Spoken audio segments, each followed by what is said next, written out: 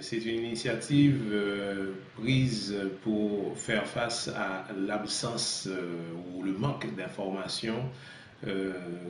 auxquelles étaient confrontés les gens, les personnes déplacées, donc qui vivaient dans les camps improvisés à Port-au-Prince, et en même temps leur faciliter l'accès au NTIC, les technologies de l'information et de la communication, sachant que beaucoup des structures qui servaient à ça s'étaient effondrées, notamment les centres de formation, les écoles, les lieux de travail. Donc c'est pour pallier à ce besoin-là que les télécentres mobiles ont été mis en place et qui sont des structures, disons, légères, entre 8 et 10 ordinateurs portables, donc des laptops et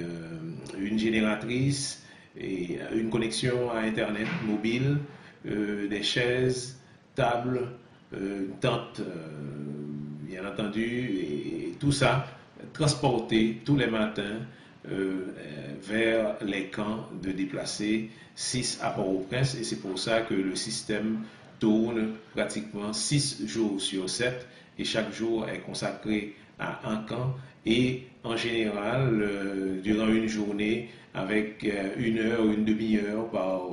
personne, nous arrivons à donner l'accès à autour de 60 personnes. Et donc, durant la période écoulée jusqu'au début de l'année 2011, nous estimons que 2000 jeunes ont pu donc, pendant un certain temps, avoir accès à Internet. Chaque camp dispose d'un blog et à travers ce blog, les gens peuvent s'exprimer et s'expriment de fait et parlent de leur réalité spécifique. Ceci pour faciliter une meilleure socialisation qui est pratiquement un défi dans la situation où Haïti s'est trouvé au lendemain du tremblement de terre du 12 janvier 2010 avec, disons, plus d'1,5 million de déplacés dans les camps de Port-au-Prince.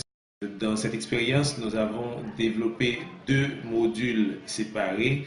un pour les gens qui connaissaient déjà l'Internet, donc les aider à aller plus loin, et les autres qui n'avaient aucune connaissance de l'informatique, donc disons leur donner des éléments nécessaires pour savoir ce qu'est un ordinateur, comment l'ordinateur fonctionne et qu'est-ce qu'on peut faire avec un ordinateur au-delà du traitement de texte. Les camps ne peuvent pas demeurer toujours et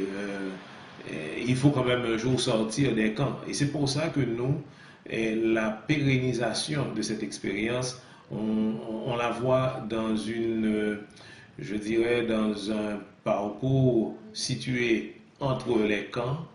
et les communautés. C'est dans ces communautés-là que je pense que nous devrions installer, soit dans les centres éducatifs, soit dans des centres de services communautaires, soit dans des bibliothèques, en tout cas dans des structures qui sont mises en place ou qui fonctionnent déjà à l'intérieur de ces communautés.